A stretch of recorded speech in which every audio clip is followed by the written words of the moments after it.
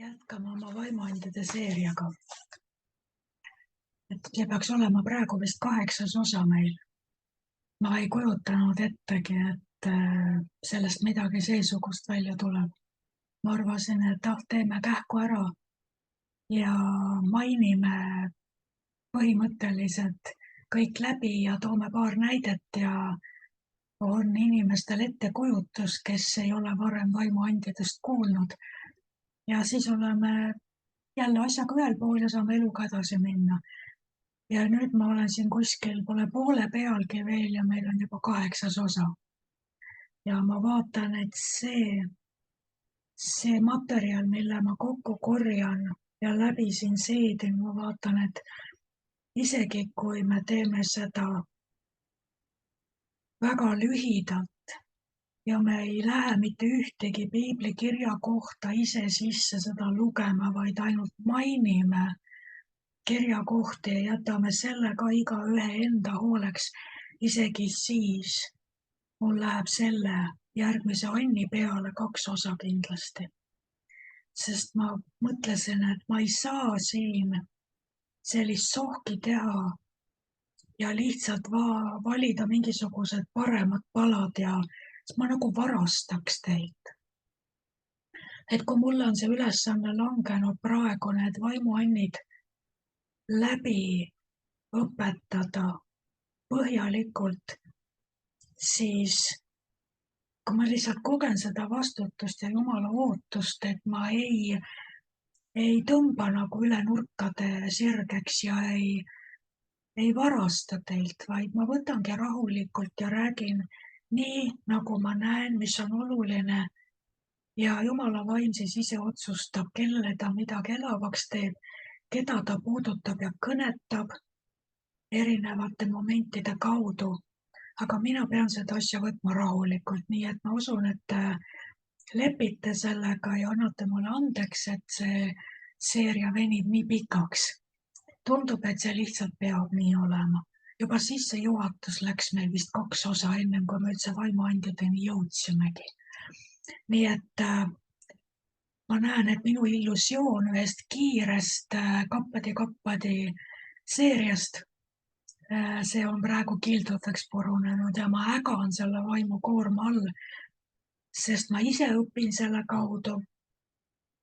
Mulle saavad endale asjad selgeks, mida Jumal meilt ootab, kuidas ta tahab, et me võtaksime asju tõsiselt.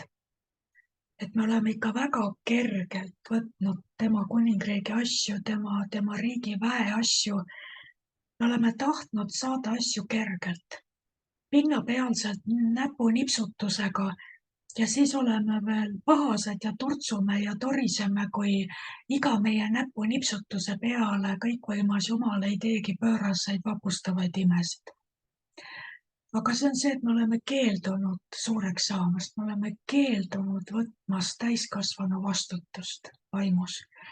Ja see vastutus see on tõesti vastutus. See on perevanema vastutus, see ei ole 12-aastane või 13-aastane, kes arvab, et tal on kõik asjad selged ja ta teab ka seda, kuidas oma ema, isa ja vanaisa, vanaema õpetada. Mina tean, et mina olin teismelisena nii tark, et see oli lihtsalt üle mõistuse. Ja see, kui sa ise saabud nendesse aastatesse, kus sa ise oled lapsevanem, siis sa tunned, kuidas see koorem ja raskus su sees muutub aina suuremaks. Ja see vastutus, mida sa kannad, seda ei tea teismelised. Nad ei kujuta ettegi, mis see tähendab.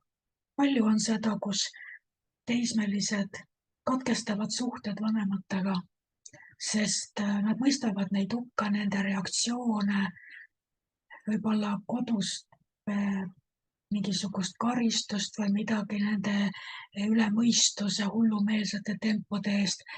Ja neile tundub, et vanemad oleksid pidanud hoopis teisiti käituma. Ja nad ei mõista seda ennem, kui see kõik on tulnud ringiga nende juurde tagasi. Nad on ise selle sama lõhkise kõna ees ja võib-olla siis hakkavad mõistma ka oma vanemaid, kui sul on mõistus otsas ja sa ei tea, mida oma teismelisega peale hakata. Aga me oleme usust teismelised. ma lihtsalt näen vaimus, et me oleme Kristuse ihuna usus sellised häbematud teismelised väga suures osas, kus me teame täpselt, mida Jumal peaks tegema, millal ta peaks tegema, mis on tema kui isa ja lapsevanema kohustus ja miks ta ei tee ja miks ta ei anna ja miks ei ole. Ja mõtlen taas, et tahaks öelda vaene Jumal, ehkki ta ei ole ju. Temas on seda suurt isalikku patriarhaalsust, et ta elab üle, aga see ei tähenda, et kui me ise kasvame täisealisemaks ja hakkame tajuma vastutust, kui tõsiselt ja sügavuti meil tuleb Jumala asju võtta, siis ma arvan, et meil saab nii mõnelgi olema piinlik selle eest, kuidas me seni Jumala asjadesse suhtusime. Et see täiskasvanuks saamine on vahel selline alandlikuks tegev ja sügavale enesesse vaatamise protsess, ka andeks palumise protsess ja palju suurema mõistmise ja tasaduse, kaalukuse, armu protsess. Nii et ma lihtsalt ütlen seda sellepärast, et kõiki neid asju uurides, see on see protsess, millest mina läbi lähen. Sest ma arvasin, et ma tean neid vaimuande, ma võin näpu nipsutades tulistada näiteid ja öelda, et no mis see on, võta ja usu ja tee ja nii on ja püha vaim teeb ja mida rohkem ma aega nendes veedan siin, seda raskemaks mul kõhus läheb. Et see, mida isa tegelikult tahab meile rääkida ja anda, see on nii sügav, see on nii kaalukas, selle taga on nii tohutud asjad, selle taga on elu ja surm. Selle taga on tervis või häving, selle taga on, kas tuleb abi või ei tule abi. Võib öelda seda, et väga suures osas inimeste, üksikisikute, tervete linnade, riikide, rahvaste, kontinentide saatus on üksikisikute taga kinni, kes ei ole vaadanud kummardades sügavale sõnasse, ei ole kunagi näinud sõnas, kes nad on kui peeglist ja ei ole võtnud vastutust üldsegi mitte selle eest, kes nad on, kui nad vaataksid sügavuti piiblipeeglisse. Ja väga palju, ma usun, tänane kristlus, mis on globaalne, üle maailma, peaaegu kõigi rahvaste seas. See, et meil on diktaatorid, et meil on türannid, et meil on nälg, et meil on sõjad, et meil on elajalikud kodusõjad, tapatalgud, meeletud mõrvad, genotsiidid rahvaste hulgas, kus on megakogudused. Toome näiteks kas või Nigeeria, kus ühes otsas on 100–150 000 megakirikud, kes on meeletult rikkad, teises otsas peletatakse kristlasi elusalt ja see kõik leiab aset sellesama riigi, sellesama valitsuse ja sellesamal territooriumil. Siis küsimus on, kus kohas need 10 kogudused on, kus on 100 000 inimesed, mida nad üldse oma usu ja eluga teevad, kui nad ei tee kärbse musta võrra ka, et oma enda riigis panna jalg maha ja saata korda. Kus kohas on see Eelia, kes võib hüüda taevast tule alla ja teha tegemist valeprohvetitega? Vale. Sest et Kristuse ihu on täiesti lapse kingades võimetu vastutust võtma. Ta ei tahagi vastutust võtta, ta pigem läheb ära taevasse. Ja kui ma seda nüüd näen, mis kõik on läbi piibli meie vastutusele antud. Igale üksikule, kes on võtnud vastu Jeesuse Kristuse oma isandaks, oma päästjaks, oma käskijaks, kes on öelnud talle, et ma tahan sind järgida, ma olen sinu jõnger. Ja siis me oleme teda alt vedanud. Ma räägin lihtsalt seda, mida ma kogen oma vaimus ja mis tuli minu sees põlema. Me oleme öelnud, et me oleme tema jüngrid. Vähemalt paljud neist. Ja me loeme seda, kus Jeesus ütleb, et kes ei vihka oma elu ja jäta kõike, mis tal on ja järgi mind, ei ole mind väärt. Ja ta räägib sellest jüngerlusest, jüngri ja kristlase vahest. Kristlane ei pea järgima, kristlane võtab vastu usu religiooni ja ta on kena inimene, täidab reegleid ja arvab, et reeglite järgimisega on ta Jumalale meelepärane. Aga kuningriik ei ole üldsegi reeglite järgimises. Kuningriik on selles, et nüüd sina enam ei ela, vaid nüüd on Kristus sinu pea ja käskija. Ja mida iganes tema ütleb, seda sa teed. Kuhu iganes tema sind saadab, sinna sa lähed. Siis sa oled ainult jünger. Aga jüngril on vastutus ka oma sõnade pärast, tegude pärast ja kõik see.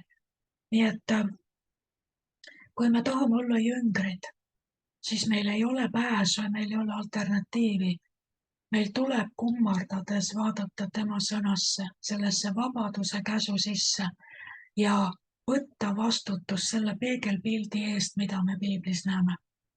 Kui me järgime teda nagu Elisa, nagu Eelia, nagu Taavet, nagu Daniel, nagu Mooses, nagu Saamuel, kui me järgime teda nii nagu Gideon ja teised, kui me järgime teda nii nagu me peeglist näeme, sest piibel ütleb, kui me vaatame piiblisse, me vaatame peeglisse. Ka eriti Vana Testament, sest Jaakobuse kiri peab silmas ju Vana Testamendi tekste. Kui me vaatame peeglisse, siis mida sa näed seal? Mida sa näed peeglist, kui sa vaatad Vana Testamenti? Kui kaugel sina sellest oled ja miks? See kõik on selle taga, et me võtaksime Jumalat tõsisemalt. Ja näete, see sissejuhatuskõne juba võttis nii palju aega ära. Aga ma selgitan, miks see asi läheb nii tõsiseks ja kaalukaks ja põhjalikuks, sest ka mina olen võtnud asju pinnapealselt ja arvanud, et ma tean küll, mida Jumal tahab öelda. Ja ma ei arvanudki, et vaimuandides, mis karismaatilisel ajastul sai nii selgeks, need, kes sellest ajastust on, ja Kenneth Hagin ja teiste õpetused ja umbes niimoodi, et iga kell võib tulistada ja õpetada uut generatsiooni. Ja siis Jumal paneb su ninapidi nagu kassipoja oma loiku ja ütleb, et sa pole veel alustanudki arusaamist sellest, mida vaimuannid tähendavad ja miks püha vaim tahab neid ande sinus aktiivsena hoida, sest tal on vaja jõuda inimesteni. Tal on vaja paljastada kuradit. Tal on vaja tulla inimestele appi üleloomuliku tarkusega. Tal on vaja tuua nad Jumala ette kogu oma hingevalude ja haavadega, näidata neile, et Jumal teab ta valusid, teab ta kannatusi, teab, mis juhtus. Jumalal on vaja sind, et sirutada oma kätt haigete tervendamiseks. Tal on vaja, et minna võimatutesse olukordadesse, kas või missionis, ja paljundada olematut toitu, et kõik nälga surevad lapsed saaksid süüa. Jumala vaimul on meeleheitlikult vaja, et me liigume tema vaimus ja me oskame liikuda vaimuandides, me kuuleme, kui ta midagi ütleb või näitab või tahab teha. See on elu ja surma küsimus. Me oleme jäänud nii viljatuks lääne kristlases, lihtsalt viljatuks sellepärast, et me oleme nii pinnapealsed ja me arvame, et vaimuannid on mingi tore sellised käevõrukesed, kunagi olid sellised nädala või 7 sellist peenikest käevõru, et me käime ja kilistame oma käevõrusid ja ütleme, et mul on ka vaimuannid. Ja me ei ole arugi saanud, et Jumala vaim ägab selle koorma all, et ta ei pääse meid kasutama, et muuta olukord, et peatada tsunamisid, et peatada teemanlikke torme, et tõsta tõesti surnud lapsi tagasi ellu, et sekkuda traagilistesse olukordadesse, öelda ei ole nii, vaid on teisiti. Tal on vaja, et me kõik liiguksime. Piibel ütleb selgelt, Eelia oli samasugune nõder inimene kui meie. Ja ta palus kangesti, et ei sajaks vihma ja 3,5 aastat ei sadanud. Ja siis, kui oli aeg täis, ta palus jälle kangesti peapõlvede vahel, nii kaua, kuni ta selle usuga tõmbas selle pilve üles ja vihm tuli. Kui piibel ütleb, Eelia oli samasugune nagu meie, see peaks panema meid mõtlema, see tähendab, et meie oleme samasugused nagu Eelia. Miks need näited piiblis on? Sellepärast, et me oleme samasugused. Jumala vaim on seesama ja ta elab sinu sees. Ja Jumala vaim tahab anda igale ühele vastavalt olukorrale, vastavalt situatsioonile, vastavalt vajadusele, vastavalt probleemile. Ta tahab anda sulle seda, mida tema suudab, mida tema teab. Et muuta see olukord. Aga kui me oleme läinud kurdiks kuulma ja pimedaks nägema ja me võtame seda lihtsalt lõdva käeliigutusega pinnapealselt, siis selle taga on lahenemata olukorrad, kurvad inimesed ja traagiliselt lõppevad olukorrad, mis ei pidanud niimoodi lõppema. Nii et ma panen selle vastutuse tagasi meie kõigi peale, et vaatame sügavamalt nendesse asjadesse ja võtame üles selle vastutuse mantli ja ütleme endale, ma pean selle vaimuandide asja endale selgeks tegema. Kui vaja, kuula uuesti otsast peale. Kui sa varem kuulasid niimoodi, et sul oli kile kõrvade peal, võta uuesti otsast peale ja kuula nüüd nagu selle kõrvaga, mida püha vaim sulle räägib. Sulle, just nimelt konkreetselt sulle. Kui ütleme niimoodi, et mõtle niimoodi, kas võib olla, et kogu see vaimuandide seeria algusest peale tegelikult oli mõeldud sinu pärast.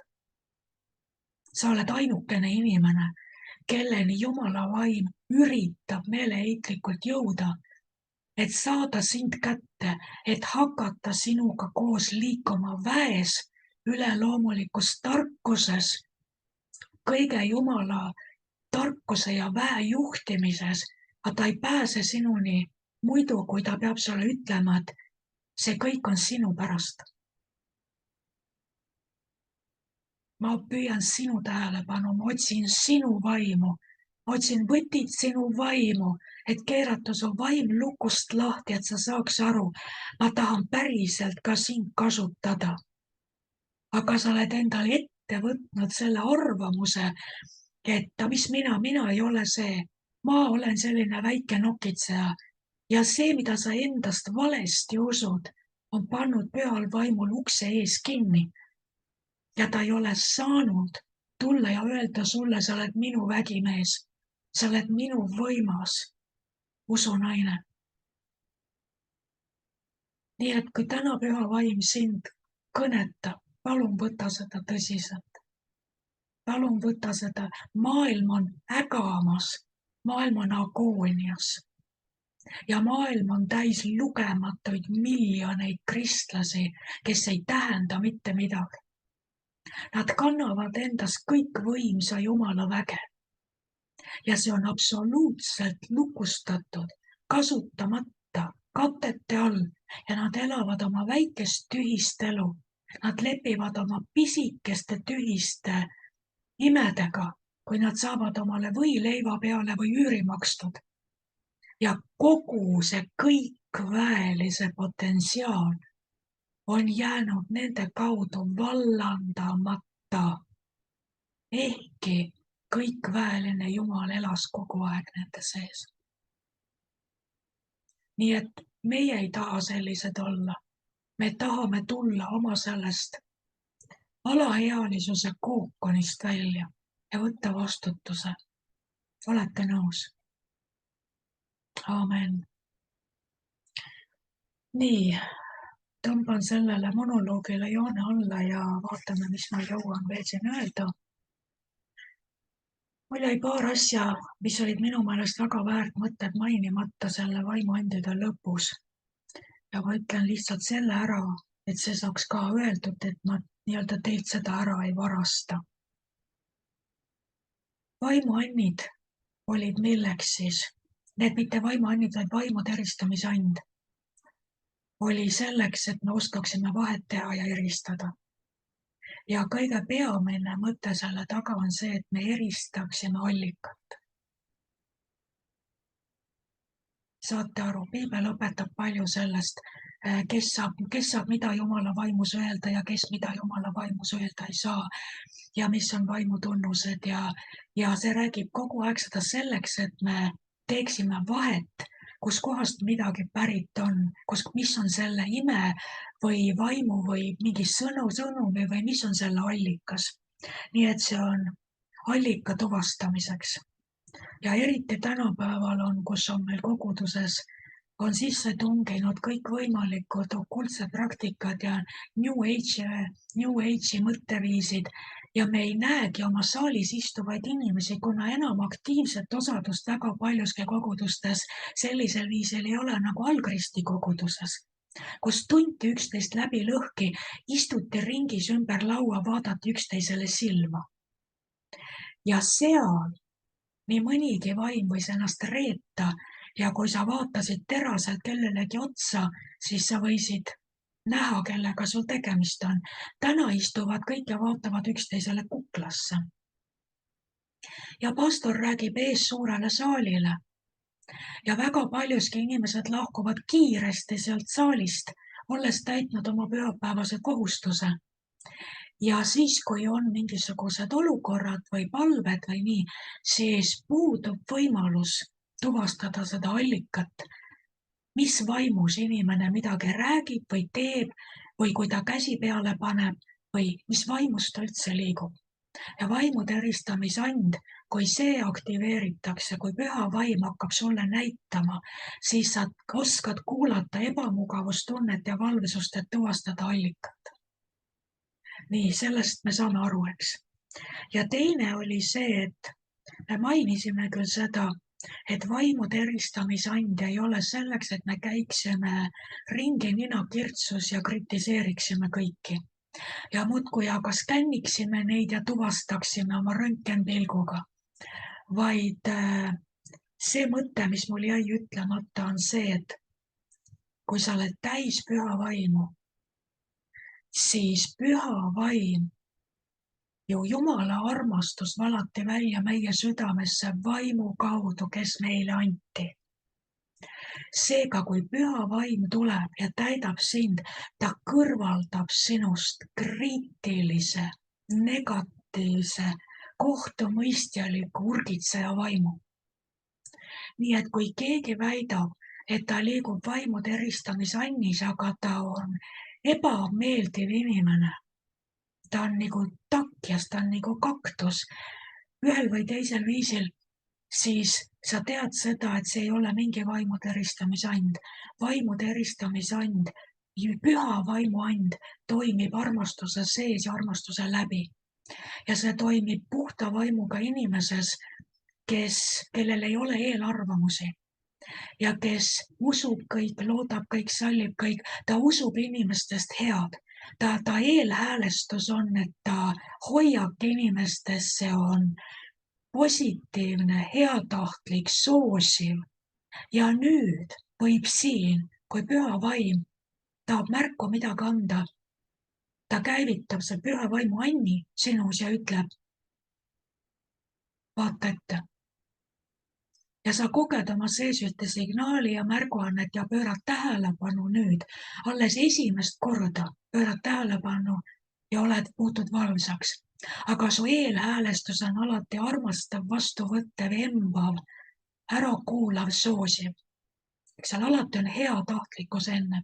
Nii et ma tahtsin seda öelda, et kes on täis püha vaim on kõrvaldanud sinust kriitilise loomuse.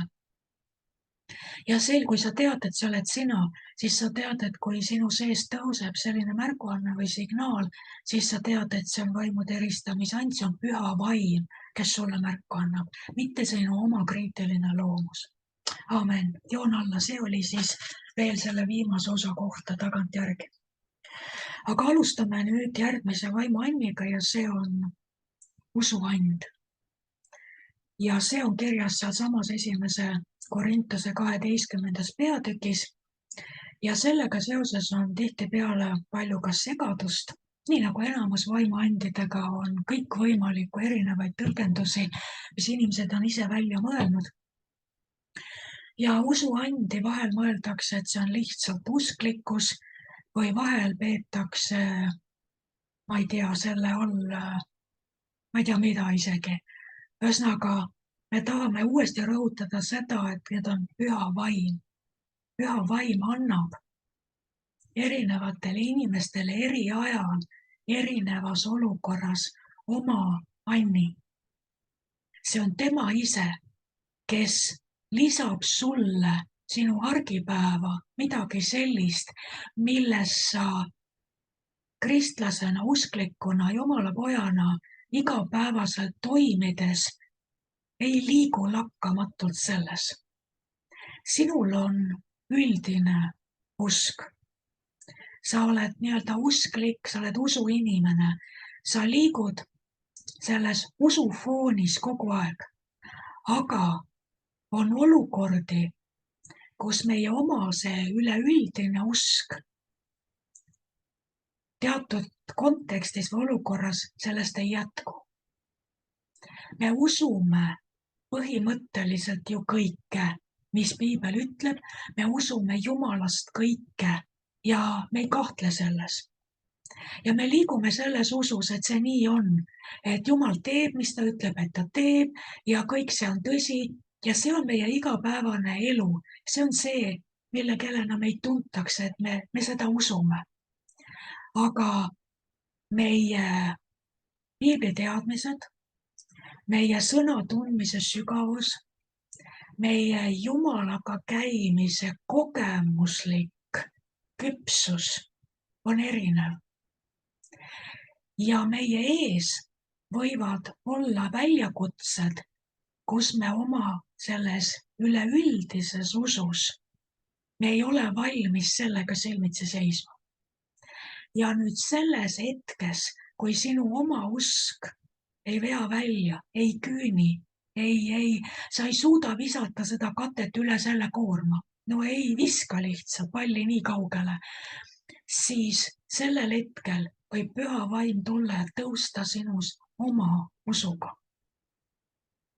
Ta annab sulle ühel hetkel plahvatuslikult tõuseb sinus Jumala enda usk.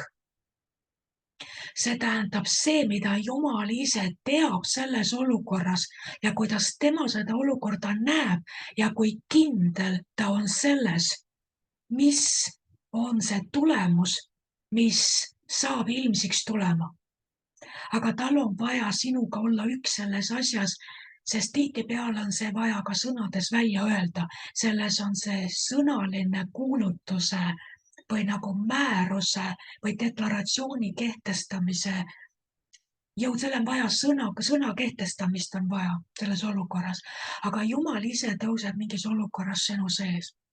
Ja üks näide, mis mul selle kohta tuli, oli Sauli ja Taaveti näide.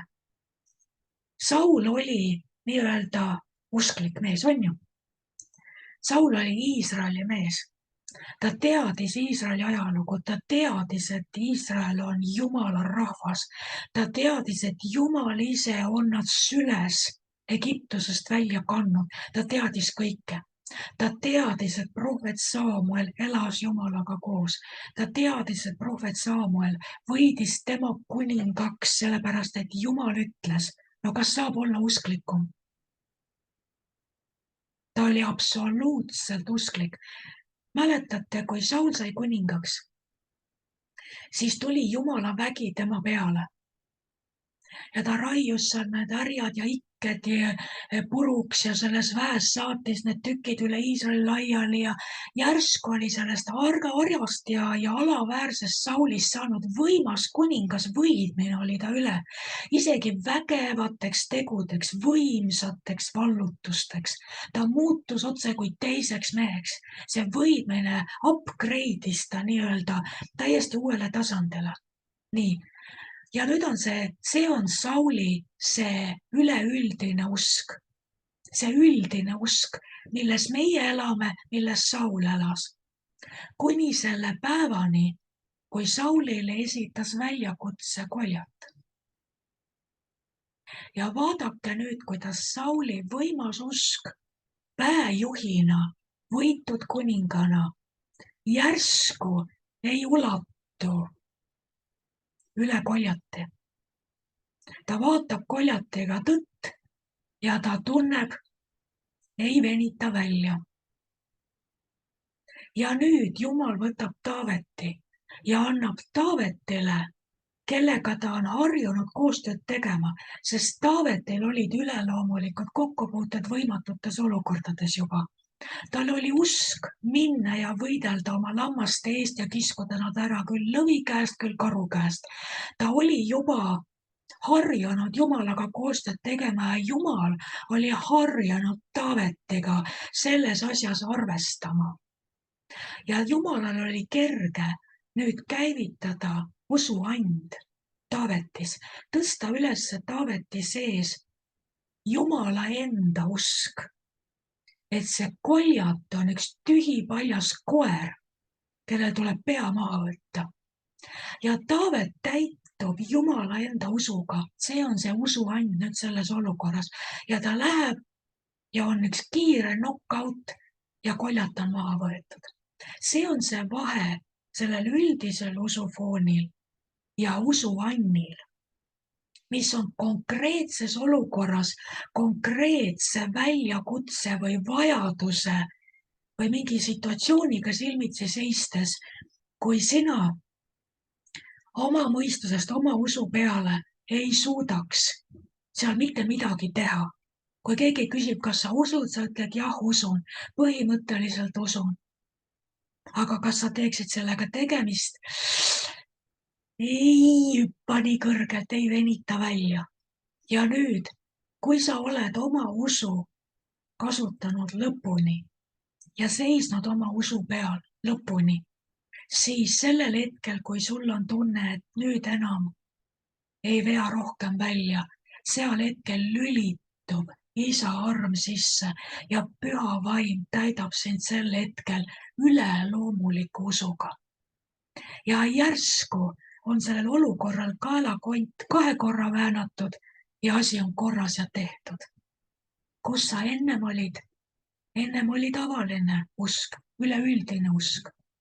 Jah, see üleüldine usk on meile antud ja selle üleüldise usu baasil on kõik imed ja tunnustähed, kõik palvevastused meile kättesaadavad. Saate aru? Meid on kutsutud panema haigete peale käsi ja palvetama, need saavad terveks. Või käskima haiguse ära. Meid on kästud kurja vaime välja ajada. Meid on kästud kõiki neid asju teha. Ja see kõik toimib selle igapäevase usu peal, kui meis on püha vaim. Me saame kõik need olukorrad kätte, need palvevastused. Aga kogu aeg üllatavad meid olukorrad, mis jahmatavad meid. Mis on nagu need jüngrid, kes olid harjunud kurja vaime välja ajama ja ühel hetkel tuleb see isa oma pojaga, kelles on see kurt ja tumm vaim, kes mängib langetõbist. Ja jüngrid oma harjumuspärase usu varal, millega nad kurja vaime välja ajasid, järsku nad käituvad nagu kuningas Saul. Kratsivad kukalt, ei vea välja. Mis saab? Mida Jeesus neile ütles? Vaata selle koha peal, kallikesed, jääb teil kõrgushüppeoskusest natuke puudu. Hüpate veel lati alt läbi. Paastu ja palvega. kui te ootaksite Jumala ees, te saaksite selle usu ja isegi kui see on nagu sinepiivakene, sellest piisab, et selle olukorraga korved õiendada. Nii et isegi kui meil on usk, mis toimib, saate aru, me oleme eri tasandil, eri kohtades oma kasvus ja on vanemaid usklikke, kes on vähem kogenud, on väga noori usklikke, kes on juba palju kogenud. Vahet ei ole. Me oleme oma üleüldisel usufoonil võimelised tegema väga palju asju lihtsalt sellepärast, et me usume, et Jumala sõna on tõde. Aga meil on risti ja põiki olukordi meie teel, kus järsku sa avastad, okei, ei oska, ei siit ei hüppa üle. Ja siin on vaja teada, kuidas oodata Jumala vaimu ja kuidas ära tunda, kui sinust tõuseb Jumala enda usk. Üleloomulik and, mis antakse sellel hetkel, see tõuseb sinu sees nii, et sa saad aru, et mitte ühtegi teist alternatiivset stsenaariumi ei ole võimalik, see on välistatud. See on, nagu inglased ütlevad, out of question. On võimalik ainult see stsenaarium, mida mina praegu ütlen. Ja nii on ja see saab nii olema ja murdke või pooleks ja ma ei tagane ja see on praegu nii ja ma saan näha ja see murdub see olukord ja see murdub. Kas sa tegid seda oma enda üldisest usust? Ei, sel hetkel tõusis sinust seletamatu, üleloomulik Jumala enda usk. Ta tuli sulle appi. Kui see asi on tehtud, sa pärast võib-olla vangutad pead ja ütled täitsa lõpp, ma ei teadnudki, et minus selline asi peidus on. Kust see küll tuli? Aga see ongi see on vaimu and, kes tuleb selles olukorras sulle appi. Nii et meil on erinevad usud. On ka veel üks usk, on päästev usk. Eks Piibel ütleb, et usk tuleb kuuldust. Ta räägib päästest, Paulus. Et kuidas nad võivad uskuda, kui ei kuulutata, kui kedagi ei läkitata. Kõigepealt tuleb üldse pakutakse päästvat usku. Usk tuleb kuuldust, inimene peab kuulma sõna ja see kuuldu tuleb Jumalast sõnast. See on see, mida Piibli alusel, Jumalast sõna, elava sõna alusel kuulutatakse ja inimene saab oma südamesse päästva usu. Et saada andeks oma patud ja sündida Jumala lapseks. Nii, see on päästev usk. Nii, järgmine on siis see, kui me hakkame kasvama selles üleüldises usus, et minge kõike maailma ja mis ta ütleb, tunnustajad järgivad neid, kes usuvad ja ma annan teile väe astuda madude ja skorpionite vaenlase kõige väe peale ja mis seal veel on, ei oma edu ükski relv, mis valmistatakse sinu vastu ja me hakkame kõigest sellest kasvama. Me hakkame kasvama selles, et kui ma külvan, kui ma ei ole kitsi, kui ma ei hoia oma kätt tagasi, kui ma annan välja, siis ma ei pea muretsema, et mul tuleb puudus, sest et ma usun külvi ja lõikuse printsiipi, ma usun, et Jumal ei jäta mind hätta, vaid paljundab ja see tuleb tagasi ja ma ei jää puudusesse. Ma võin lõpmatult välja anda ja mul ei saa otsa. Kõiges selles me õpime käima, see on see üleüldine usk. Aga nüüd selle sees tuleb see kolmas, nagu ma ütlesin, see üleloomulik usk. Nii, mis ma veel oskan öelda? Need ainid, millest me räägime, need on loetletud 9 andi ja need on tegelikult 3 grupeeringutes. Ja klassifikatsiooni järgi võib need jagada 3 gruppi. Me oleme seiega rääkinud läbi 3 andi, mis kuuluvad ilmutavate andide hulka. Nad ilmutavad meile minevikku või olevikku tunnetuse sõna kaudu. Nad ilmutavad meile tulevikku või annavad nõu, annavad tarkust, tarka nõu, kuidas käituda. See on tarkuse sõna kaudu. Ja teie 3. ilmutav and on vaimude eristamise and, millest me oleme 3 osa rääkinud. See on üks grupeering. Üks grupeering, mis on meil ees, on sõnalised väljendavad. Inglise keeles oli utterance. Need on väljendavad. Need on sõnaliselt väljendavad annid. Ja need on siis keelteand, võõrad keeled. Need on keelte tõlgitsemine ja see on prohvetlik kõne. See on see, kus miski voolab sinust välja kõnena. Sellised Jumala meelsust ja plaane ja kõike seda ilmutavad kõneannid. Aga praegu, mis meil on? Usuand on esimene and kategoorias, mille nimi on väeannid. Ja need 3 andi, mis on see üleloomulik Jumala usk, mis sinust tõuseb, et sa usud võimatut, üle igasuguste võimatute olukordade. Sa lihtsalt tead, et nii on ja nii saab olema ja see on nagu raudpolt ja see on selleks, et sünniks see, mis muidu ei sünniks, aga sinu usk, sa seisad ja enamasti on see ka, sa kuulutad selle välja, sa ütled välja, et nii on või sa palud Jumalalt seda niivõrd kindlalt. Ja selle kaudu saab ilmsiks Jumala kõikvõimsus. See on üks huvitav väljend, et ma lugesin selle sõna ime kohta, et see sõna kreeka keeles, ma mäletan, mis see oli, aga selle tõlgendus või kui see lahti seletatud, mida tähendab ime, mida tähendab see teha vägevaid tegusid, teha imetegusid.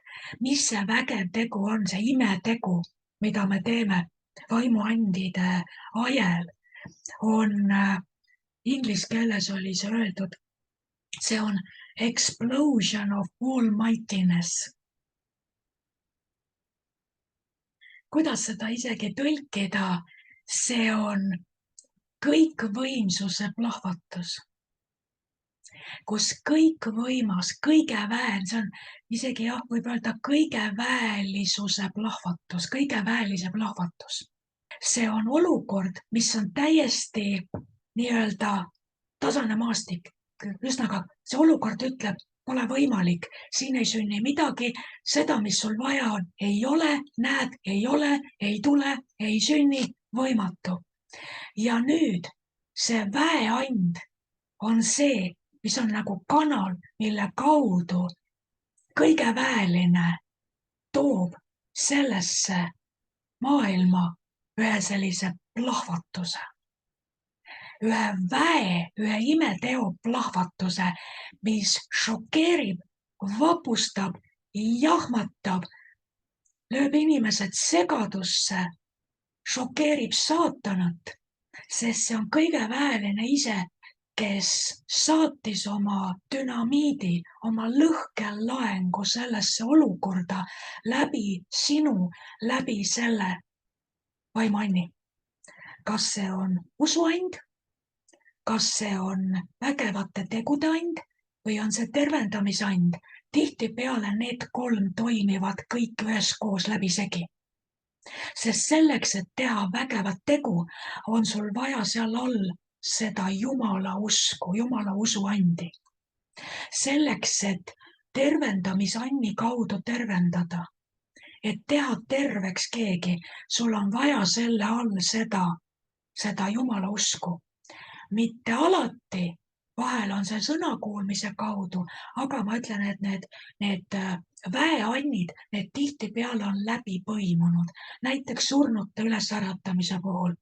Kõigepealt tuleb see usk, et ma ei ole nõus. Smith Wigglesworth on sellest palju kirjutanud ja kui ta lihtsalt teab, et ei ole nii ja ta seisab ja see usk, nüüd kõigepealt on see usuand, üleloomulik Jumala usk. Järgmiseks on tal vaja andi vägevaks teoks. Ta tõstab selle inimese üles, surub vastu seina ja ütleb kõnni. Ja kolmandaks on vaja surnute äratamise puhul teinekord tervendamisandi. Et ühesõnaga, saate aru, need annid on tihtipeale läbi põimunud ja usuand töötab väga tihti käsikäes vägevate tegude, imede tegemise ja tervendamisega. Nii et selles mõttes see moodustab ühe grupeeringu. Nii nagu me rääkisime sellest ilmutavas annigrupis, kus olid tunnetuse sõna, tarkuse sõna, vaimude eristamise and, me nägime seda, et need on tihtipeale täielikult läbi põimunud. Sa võid saada alguses tunnetuse sõna millegi kohta, mis on olnud või on hetkel. Järgmiseks tõuseb sealt tarkuse sõna, mida nüüd edasi teha. Ja kõige selle all või kõige keskel võib toimida ka vaimude eristamise and. Nii et see ilmutuslike andide grupeering toimib koos. Väeannid toimivad koos ja samamoodi on ka need kõnelevad annid, väljenduse annid toimivad ka samamoodi koos. On keeltes, keelte and, sinna tuleb kõrvale keeltes tõlgitsemine, mis avab, täiendab ja teeb selle kättesaadavaks ja see keelte ja tõlgitsemise and seda Korintuse 14. peatükis võrdsustatakse prohvetliku kõnega.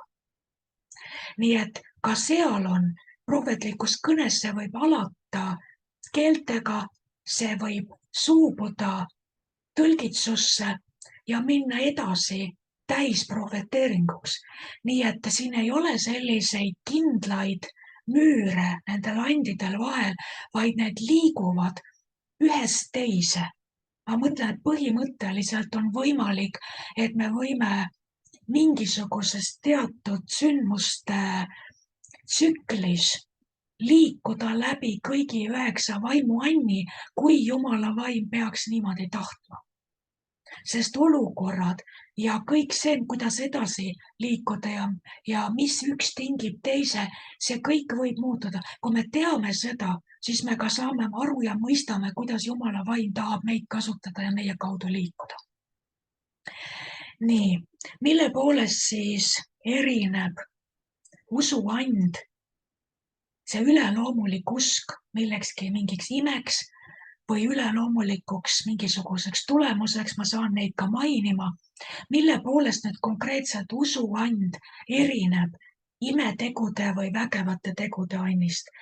Sellepärast, et see üleloomulik Jumala usk, mis meist tõuseb, saadab ju korda üleloomuliku ime. Miks pärast see siis ei ole and vägevaid tegusid teha? Miks see ei ole imetegude and, kui see on usuand, mis ometi toob esile ime? Vahe on väga lihtne. Usuand puhtalt, see usk, mis tõuseb, on passiivne. Sa usud, et miski asi sünnib. See, mis sa oled, kas Jumal ütles ja sa ütlesid selle välja, või mida sa oled saanud selle usu oma sees ja sa palud seda Jumalalt. Aga see usk, mis iseenesest tõuseb sinus, see ei nõua sinult mitte ühtegi sellist füüsilist akti, et seda imet täide saata. See on passiivne ja see ootab kindlameelselt, vankumatult, et see, mis ma ütlen, see sünnib. See, mille nimel ma seisan, selles üleloomulikus vaimuannis oma sees, ma saan seda näha. See on see vahe, sest imetegude and on see, et nüüd see nõuab, seal on inglise keeles on see working, see on work, see on tegemine, see on töö tegemine, see on tegu. Ime tegemine nõuab sinult ühte füüsilist väljaastumist ja ühte tegu. Ma mõtlen, et kui Taavet viskas selle kivi, siis see oli tegelikult see and vägevat tegu teha. Seal oli usuand, et see sünnib, aga ta pidi siiski midagi tegema. Ta ei kuulutanud niimoodi, et ta sirutas käe välja ja ütleb, nii ütleb issand. Te saate praegu näha, kuidas koljad kukub maha. ja siis ta lihtsalt ootab ja kõik ootavad ja järsku käib õudne prantsatus ja koljad kukub maha. See oleks olnud nüüd puhas usuand, aga ta pidi midagi tegema. Seal, kui järgmisel korral või järgmistel kordadel, kui me hakkame rääkima vägevatest tegudest, kes seal oli, Elisa, kes korjas üles Eelia mantli ja tal oli vaja jõge lõhestada või mis seal iganes oli. Ta võttis selle mantli, ta pidi virutama sellega vastu vett. Et see sama Eelia Jumal on nüüd minuga. Ta pidi midagi tegema. Aga me ei lähe praegu sinna, ma lihtsalt selgitan seda, et kui me räägime praegu usuannist, siis see on selline vankumatu kindel veendumus sinu sees, et no murra või pooleks, aga sina ei tagane. Ja sa ootad ära selle tulemuse, mis siis tuleb. Üks on, mis on veel üks erinevus. See and vägevat tegu teha ja imet sooritada, see sünnib reeglina kohe. Sa teed seda ja see sünnib kohe, see tulemus on kohe. See, kui sinust tõuseb Jumala enda usk, usuand, püha vaimu and sinu sees, siis sa võid seista kaua aega. Seda, mille nimel sa seisad vankumatult ja ootad veendunult, kindlas usus, see võib võtta kaua aega. Ja ma toon siia juurde nüüd kohe juba mõned näited, kui ma neid siin leian. Nii, et see on protsess, usuand toimib protsessina reeglina.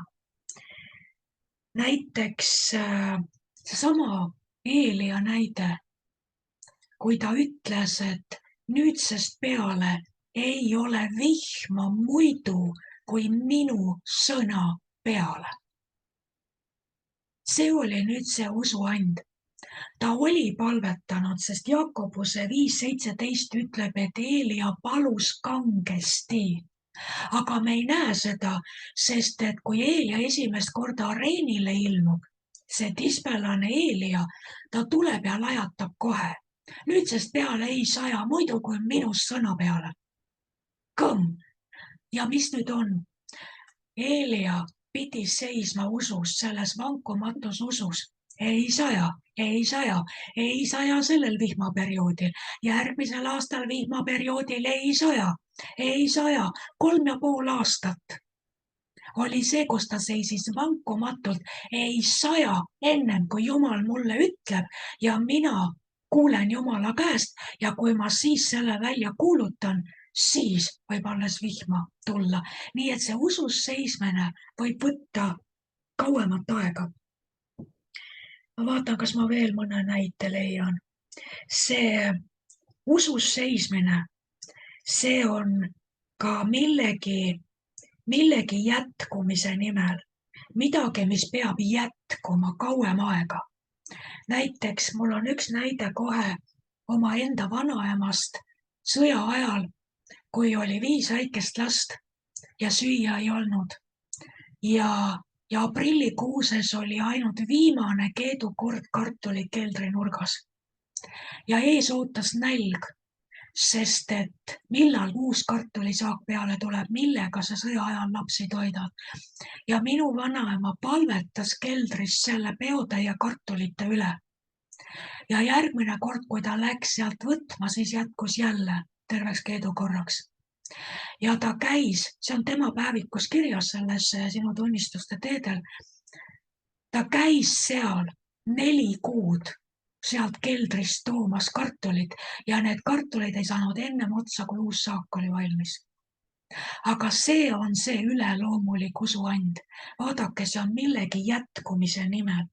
Ma mõtlen, et Eelia pidi või oli see Eelia või Elisa, kes seal palvetas selle naisega, kellel oli ainult peotäis jahu ja õli. Ta pidi olema, see usk, ta küll tegi seda imet, aga see usk pidi olema, et see õli ei lakka. See ei saa otsa. Ma valan ja valan ja valan ja valan, aga mu usk, see üleloomulik usk praegu püsib kogu aeg samal tasemel, see ei vaibu ära. See veab välja nii kaua, kuni on vaja. ma ei vangu ennem, ma ei hakka kõhklema, ma ei karda. Siis, mis näiteid veel võib tuua?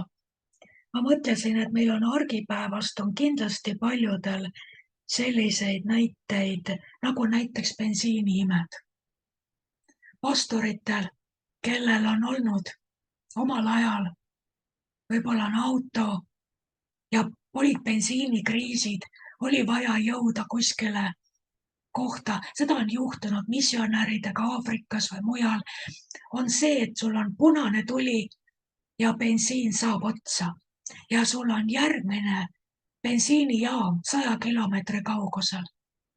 Ja sellel hetkel tõuseb üleloomulik usk ja sa sõidad ja sõidad ja sõidad ja sõidad ja sa tead, et seda bensiini ei ole ammu, sa sõidad aurude peal ja sa sõidad ja sõudad nii kaua, kuni sa veered bensiinijaama või jõuad kohale ja seal täpselt auto peatub. Meil on seda mitu korda juhtunud Zambias. Me naerame seda, Taalik sõidabki pooled ajad ainult aurude peal. Et see ei ole võimalik, aga ma olen näinud, et ta väga tihti veab välja üleloomulikult bensiinijaamani, kuigi ammu enam ei tohiks. Mis on veel üks näide, sellega lõpetame siis tänaseks. Üks näide on, kui te mäletate, Vanas Testamendis on lugu, kas see oli Gideon, või Joosua, see oli Joosua, kes ütles, et päike püsi paigal ja kuu aial on jorus. Sest lahingu ajaks oli vaja päevavalgust. Nad ei saanud jätta pooleli, nad pidid selle lõpuni viima, et vaenlasel ei oleks võimalik ennast uuesti mobiliseerida, uuesti ümber reastada. Nad pidid, aga päev saab otsa. Ja nüüd üleloomuliku usuanniga sai Joosua hüüda, päike, sa püsid paigal ja kuu, sa seisad seal, kus sa oled. Ja enne ei lähe päev looja, kui meie ütleme. See on jälle selline, kus on selline usuand, mis on venitatud välja mingi kestvuse peale. Neid näiteid on muidugi veel ja veel. Võtame Moosese lugu. See ei olnud ühekordne selline usupurtsatus, kui ta tõstis oma kepi ja lõhestas Punase mere. Kas te kujutate ette võtta mitu miljonit inimest ja kõndida läbi mere need kilomeetrid ja uskuda, et kui vesi on müürina kahel pool, see ei lange su peale? Vaadake, kuidas see usuand, kuidas see peab venitama välja samamoodi, kui rahvas läks läbi Jordani tõotatud maale, kui preestrid seisid seal vees ja Jordani vool peatus. See võttis aega, kuni see kõik oli täide saadetud. Nii. Ma arvan, et tänaseks praegu aitab, ma tõmban siin sellise 3 punkti joone alla. Ma näen seda, et ma ei ole jõudnud eriti kuskile. Mul on siin vähemalt 2 või 3 osa materjal, aga vaatame, kui palju me järgmine kord jõuame. Hea küll. Ma loen teile ette siiski veel need põhialused, enne kui me läheme sügavuti. Usuanni puhul saab inimene pühalt vaimult üleloomuliku veendumuse või sisemise tunnetuse või ilmutuse või teadmise millegi kohta, mis peab sündima, mida Jumal tahab, et see sünnib. Ja ta usub seda selle usuanni varal üle igasuguste lootuste, üle igasuguse võimatuse. See on see, et Jumal ilmutab, mis peab sündima ja annab usu seista, kuni see asi on tõeks saanud ja ilmsiks saanud. See on üleloomulik võime uskuda midagi konkreetset. Kas näiteks kaitseks ohu puhul Daniel lõvi augus või kinnituseks, uskuda midagi kinnituseks, näiteks Paulus laevas, kui ta sai selle usu ja ütles meestele, Jumal ütles, mitte üks teist ei hukku, ainult laev. Pange ennast valmis, sööge kõhud täis, teil on vaja jõudu, et välja ujuda. Aga see on see üleloomulik usk, mis ta toob kinnituse. see on ka mõne ime esile kutsumiseks, mida Jumal tahab teha. See on üleloomuliku õnnistuse vabastamiseks. Näiteks, mida patriarhid tegid. Nad tegid seda usus. Nad teadsid, et nemad on suremas, kui nad panid oma poegadele käed peale ja usus, vankumatus usus, nad panid oma poegade peale õnnistussõnad ja prohveteeringud, olles täiesti veendunud, et isegi siis, kui nad on surnud, kõik need asjad sünnivad ja lähevad täide, isegi kui selleks võtab 100 ja 1000 aastaid see sünnib. Nii see on õnnistuse vabastamiseks, see on needuse vabastamiseks, kui Jumal nõnda tahab. See on siis üleloomulik võime, see on varustuseks, see on varustuse esilekutsumiseks, see on toidu, kõige selle esilekutsumiseks, kui sa seisad usus, selles üleloomulikus usus. See on vaimse maailmaga silmitsi seismiseks, eriti näiteks, kui sa oled vabastusteenistuses või sul on tegemist teemonitega inimestes ja see ei toimi enam tavalise Luuka 10.19 usu peal, vaid sul on vaja üleloomulikku usku, et murda mingit eriti visa vaimu, kes esitab sulle väga jõhkra väljakutse. Sellel hetkel on vaja tõusta kõrgemale sellest Luuka 10.19 usust. Nii et see on surnute äratamiseks, see on tervenemise esile kutsumiseks, see on püha vaimu andide edasiandmiseks, kui Jumala vaim näitab konkreetses olukorras konkreetse inimese puhul, nüüd mine ja vabasta tema üle see and. Ja see on loova ime esile kutsumiseks, see on hävitamiseks, see on millegi eemaldamiseks või millegi muutmiseks. Nii et me saame järgmised korrad vaadata sügavamalt nendesse asjadesse, et me need iga kategooria all mõistame, mida need sõnad kõik tähendavad, et me saame aru, kui lai on see skaala, milles püha vaim saab sinus esile tõsta Jumala enda kaliibri usu. Ja see, mida sa ütled, on sama, nagu Jumal ise ütleks ja see, mida sa siis kuulutad, võrdsustub Jumala enda suuga ja see, mis sa ütled, see sünnib. Selle üleloomuliku usu tundmise järgmine kord me vaatame ka seda, on just nimelt see, et see on üleloomulik rahu. Sa võid magada paadis. Sa oled täielik rahu, kõik on paanikas. See usk, mis sul on, ei luba sinu juhtmetel kokku joosta. Sa ei saa lihtsalt, sul ei saa minna kõik lühisesse, sest see, mida sa tead, sa nagu näed seda, sa oled nii kindel selles. Ja vaadake, kuidas seda meil on vaja. Meil on pidevalt selliseid olukordi, aga see, me saame järgmine kord ka õpetame sellest, et see oleneb, see kõik sõltub meie Jumala suhte sügavusest. See ei ole lihtsalt kõigile suvalistele kristlastele, koguduses käijatele, et nendest tõuseb lihtsalt lambist selline võimas usk. Kui ta ei ole teinud eeltööd ära omaenda selle usufooni tugevdamisel, siis selle pealt ei tule ka neid kõige väelise plahvatusi. Ei ole mille pinnalt tulla. See pind peab olema siiski küllaltki juba ette valmistatud, et see kõik väeline oma plahvatusi saab sinu kaudu tuua eriolukordades. Aga seda vaatame järgmine kord, eks.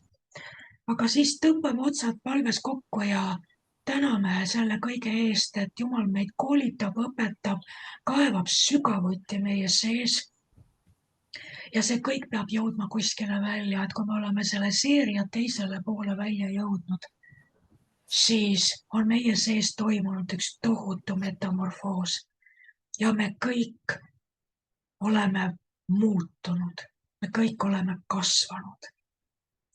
Me kõik hindame olukordi teisiti ja me kõik kogeme ka isiklikku vastutust olukordades, nii nagu lapsevanem kogeb vastutust oma pere ees, oma kodu, oma katuse pärast, oma toidulaua pärast, riiete, jalanõude pärast. Ta kogeb seda vastutust, sest ta on küps, ta on lapsevanem. Ja samamoodi ka meie, et me kogeme seda vastutust, et me ei saa seda kellegi teise kaela veeretada. See ongi meie vastutus, olla olemas Jumala jaoks igas olukorras, tõusta selles üleloomulikus Jumala liiki usus ja seista võimatus situatsioonis, kuni Jumala kõige väelisuse plahvatus on sisse murdnud ja aset leidnud. Amen.